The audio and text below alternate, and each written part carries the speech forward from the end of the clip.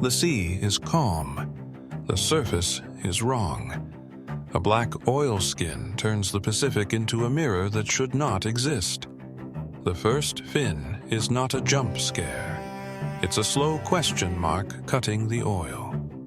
900 men are not survivors yet. They are a signal. Heat, splash, breath, and fear written into water. In open ocean, there is no cover, no trees, no walls, just distance and time. The ship is gone below. What remains is wreckage, life vests, and a thin layer of fuel that burns eyes and lungs. Salt dries the tongue. Oil dries the throat. The sun does the rest, hour after hour. Some men cling to cargo netting, some to planks. The ocean gives nothing for free. They try to cluster for sanity, but clustering makes a louder map. At first, the oil blunts the smell trail, but it cannot mute vibration. It cannot mute panic in the water. Late afternoon, a shadow slides under the slick. Not fast, curious, close enough to touch. A fin circles the edge of the group like a question that refuses to leave. Then, the first test, a bump, a nudge, a mouth that samples the answer. It is not an ambush predator. It is a scrap dog of the pelagic. It investigates, then decides. Night drops fast. The ocean turns black. The men lose the horizon and keep floating anyway. You hear it before you see it. Splashing, coughing, prayers, and a sound like something heavy rolling under the surface. A fin breaks the surface like a periscope, then another. Traffic begins. The frenzy is rarely a movie explosion. It's often just more bodies arriving to the same address. Oceanic whitetips follow ships for days. The ship is gone. The sound is not. Their senses do not rely on clear water. They read pressure waves, low vibrations, and the electricity of living muscle. Oil can confuse a scent lane early, but it cannot hide the rhythm of kicking legs. Every scream is a beacon. Every thrash is a GPS ping in a world with no landmarks. Look at the fins, long, rounded, white-tipped, built for endurance, not surprise. Against surface glare, those white tips can vanish, then reappear closer than your brain expects. In open ocean, there is nowhere to hide, so they do not bother. The only cover is distance. They do not need a reef. They do not need kelp.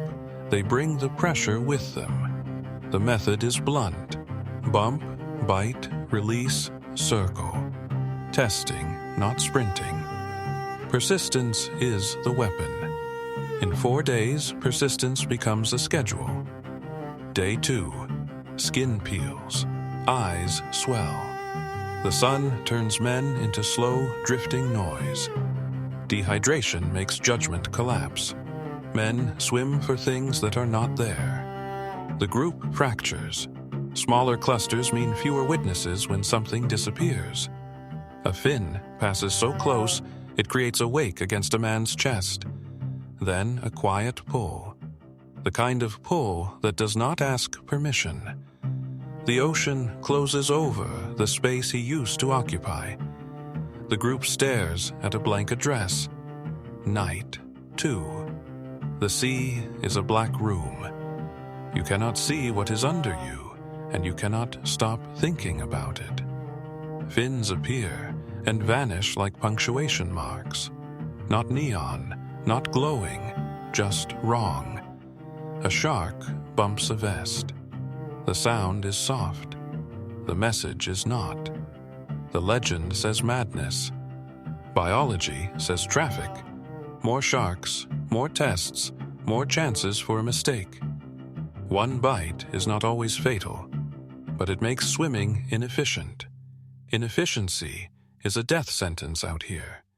When a man tires, he sinks lower. The waterline climbs his face like a slow hand. The sharks do not need to rush. The ocean is doing half the work. Day 3. The sky is bright again. That does not make it safer. It makes the glare sharper. White tips cut through glare like broken pieces of light. Then they are gone again. The ocean has no corners, so the pressure comes from every direction at once. A man kicks to stay awake. The kick rings through water like a bell. A fin turns vertical beneath him. The body rises, slow and confident. There is no ambush cover. Open water is the cover. The only thing that changes is distance. The attacks feel random until you notice the pattern. The weakest noises vanish first. Every disappearance creates new silence.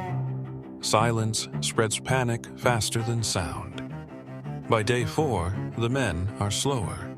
The sharks are the same speed they were on day 1. The frenzy is traffic peaking. More passes, more bumps, more decisions made by hunger math. Some sharks leave and return. Rotation makes pressure feel endless. The ocean is a conveyor belt. Drift moves the victims. The sharks simply keep the appointment. Then the first real change. An engine sound far away. A plane, a ship. Something human returns. Even rescue does not erase the method. Sharks circle the perimeter until the last moment they can. The survivors are pulled from oil, salt, and sun. The ocean keeps everything else. Oceanic whitetips are not monsters.